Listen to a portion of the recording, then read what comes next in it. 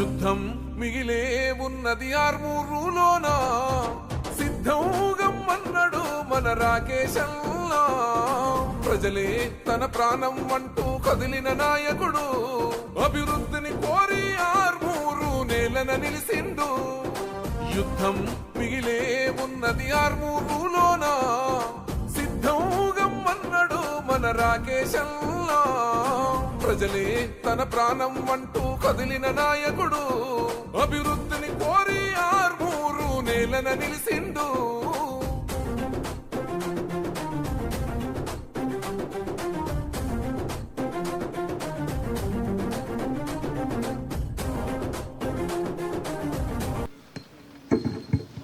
చెక్కుల పంపిణీ కార్యక్రమంలో వచ్చిన లబ్ధిదారులందరికీ మరియు ముఖ్యంగా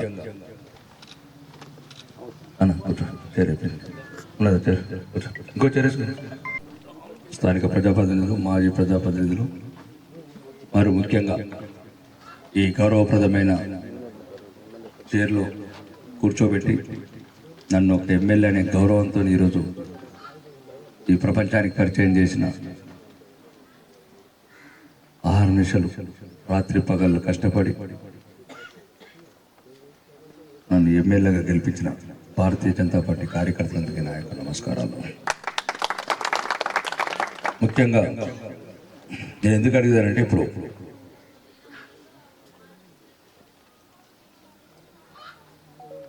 సుమారు 10 సంవత్సరాలలో వెలుగట్టిన చేపలు ఇలానే ఎందుకు చెప్తున్నాంటే ప్రజలు కూడా వినండి. 10 మంది వచ్చినట్లు పేదోళ్ళు కానీ 7 లక్షల కోట్ల అప్పు చేసినాం పేదోళ్ళ మీద. 10 ఇల్లు రోడ్డు ఉన్నట్టు దోసుకుంటున్నాం. మీ బిడ్డలను తాకట్టు పెట్టుకుంటాం. మనం అందరం చచ్చిపోతాం కానీ మీ పిల్లలు అప్పుల పాలైపోయారు, చచ్చిపోతారు. అడగటం నేర్చుకుంటే 4 అంతస్తున్నోడికి పెన్షన్ వస్తుంది, 20 బీగాలు ఉన్నోడికి పెన్షన్ వస్తున్నది, డబ్బున్న దళితుడికేమో దళిత బంధు వస్తుంది, ట్రాక్టర్లు హార్వెస్టర్లు ఉన్నోడికి వస్తున్నాయి. ఇదెక్కడి పాపం? ఎవరు చేసే పాపం? ఎట్లా అయిపోయాయి లోకం? ఎవడబ్బా సొమ్ము నా కొడుకులు ఇష్టమైనట్లు తింటున్నారు ప్రజల సొమ్ము.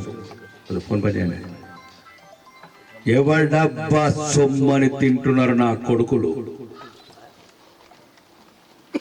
కాబట్టి ఇప్పటికన్నా కత్తి సప్పుడు ఇంట్లో కూర్చున్నారు ఏడ్చుకుంటా. అది ఏమంటారు కార్ఖానా ఏం పెట్టినది దేశ టెలిఫోన్ ఆ షాట్ల తంబాకు వేసుకుంది. ఆ ముంగట టీవీలో చూడండి, అది ఏడితే మీరు ఏడుండ్రి, నవ్వుతే నవ్వు, ఇటు కొట్టుకపోతాడు. ఇక ఆడొక్కడు ఈడొక్కడు. అదే చెప్తున్నా. ఈసారి మీరు ఇన్ఛార్జ్ ఒక్కడికి కూడా ఉన్నోడికి రావద్దు పెన్షన్. ఒక్కడికి కూడా ఉన్నోడికి రావద్దు చెప్పండి. ఇది ఎమ్మెల్యేగా రాక. ఎందుకంటే ప్రైమరీ ఇక్కడ మిస్టేక్ జరుగుతుంది. గవర్నమెంట్ కూడా ఏం చేయలేదు. అంత దొంగలు వంచుకుంటే మేము కూడా ఏం చేస్తాం? ప్రతి ఒక్కడు దొంగ అయితే ఎట్లా కాపాడాలి మేము పేదోళ్ళని? ఉన్నోడు అవుతున్నాడు, లేనోడు అవుతున్నాడు. 10,000 రూపాయల చెక్ గురించి 2 ఏళ్ళ నుంచి వేడి చేస్తున్నారు. ఏం చేయాలి? దావకాలకు పోతే డాక్టర్లు లేరు, డాక్టర్లు పోతే ఎక్స్రేలు లేవు, అవన్నీ ఉంటే మందులు లేవు, మందులు ఉంటే పందులు ఉన్నాయి, గడ్డైన తీసుకోవడం లేడు. కానీ నీరు మాత్రం కొడుకు రాజకీయ నాయకుడు రోజు బతున్నాడు కొడుకు. ఈయనేం జీతం చేసిండు, ఏ బిజినెస్ చేసిండు అర్థం కాదు. రాజకీయమే వ్యాపారం. 10 ఏళ్ళలో ఉన్నట్టు ఒకటి దయచేసి రాజకీయాలు పక్కన పెట్టండి, కులాలు పక్కన పెట్టండి, అందరు కలిసి ఉండండి, పిల్లలను మంచిగా చదివించుకోండి. పేదవాడికి ఏం కంగారు అవుతుంది? ఉన్నది ఒకటే ఆస్తి, భూమి లేదు, మన్ను లేదు, బంగారం లేదు. ఇంత సర్ది చెప్తాడు, మాలకి ఎమ్మెల్యే అవుతాడా, ఎంఆర్ఓ అవుతాడా, ఏదో ఒకటి కంగారు అవుతాడు. మీరు కూలి పని చేస్తే మీ తల్లిదండ్రులు అదే చేసి మీ పుట్టినోళ్ళు అటెండ్ చేయాలా? కొన్ని స్కూళ్ళలో పోండి, అప్పుడప్పుడు హాస్టల్లో కొండి, వాళ్ళు ఏం చదువుకుంటున్నారు, ఏం తింటున్నారు. ఎక్కడ పోయినా స్కూళ్ళలో హాస్టల్లో తల్లిదండ్రులు వస్తారు, చాలా సగం మంది అన్నారు పడేసారు. ఓడి పట్టించుకోవాలి. ఉన్నోడికి పట్టి లేకపోయా, రాజకీయ నాయకుడికి సోయి లేకపోయా, తల్లిదండ్రులేమో ఆడ కర్మ ఎట్లుంటే అట్లా అవుతుంది. ఎట్లా అవుతుంది? బాత్రూమ్ లేవు. కాబట్టి దయచేసి అందరూ గ్రామాలలో మంచిగా కుల మతాలకు అతీతంగా పార్టీలకు అతీతంగా ఉండండి. ఎలక్షన్స్ వచ్చినప్పుడు మీకు న్యాయం అనుకున్నది, ధర్మం అనుకున్నది చేసుకోండి. కానీ ఒక్కటి మాత్రం చెప్పగలుగుతాం, ఆ ఒక్క రోజు ఇచ్చేదాని నుంచి ఆశపడకండి. 500 తింటే పోతుంది, ఉంటుంది, కానీ తప్పదు, రాజకీయ వ్యవస్థలో ఒక భాగమై. కానీ 500లకు మీ బంగారు భవిష్యత్తు పాడు చేసుకోండి. మీరు ఎట్లైనా పాడైపోయింది మీ భవిష్యత్తు, మీ బిడ్డల భవిష్యత్తు పాడు చేసుకోండి. స్కూళ్ళు మంచిగా చేసుకుందాం, పేదోడికి ఇంత పెన్షన్లు ఇచ్చుకుందాం, రేషన్ కార్డులు ఇచ్చుకుందాం.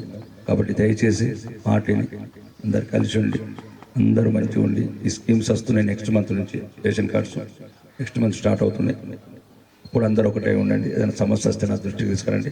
వీళ్ళతో బీజేపీ వాళ్ళు ఉన్నారు, బీజేపీ వాళ్ళకైనా సరే, కాంగ్రెస్ వాళ్ళకైనా సరే, బీఆర్ఎస్ చెప్పుకోండి, బీజేపీ చెప్పుకోండి, కాంగ్రెస్ ఎవరు చెప్పినా రిబ్బన్ కట్ చేయాల్సింది నేనే, సంతకం పెట్టాల్సింది నేనే. రేవంత్ రెడ్డి కూడా పంచడానికి వీల్లేదు. ఇప్పుడు చెక్ నేను పంచాల్సింది అనుకుంటున్నా. ఆడొక్కడు ఈడొక్కడు ఏదో చెప్తున్నాడు, మేము చీకట్ల మంత్రం చేస్తాం అన్ని మేం చెప్తున్నంత ఏం నడదు. లేని వాళ్ళకత్తాయి. నాకేం పార్టీ లేదు, నాకు పేదోడు ముఖ్యం.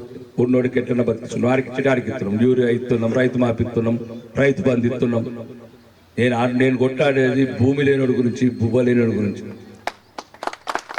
కాబట్టి నాకు సహకరించండి. లేకపోతే అప్పుడప్పుడు నేను మాట్లాడుతున్న రాజకీయాలకు వచ్చి నుంచి ఏడాది నుంచి నేను ఆ స్పీచ్లు వినిపియండి. అసెంబ్లీలో ఏం మాట్లాడుతున్నాను, బయట ఏం మాట్లాడుతున్నాను.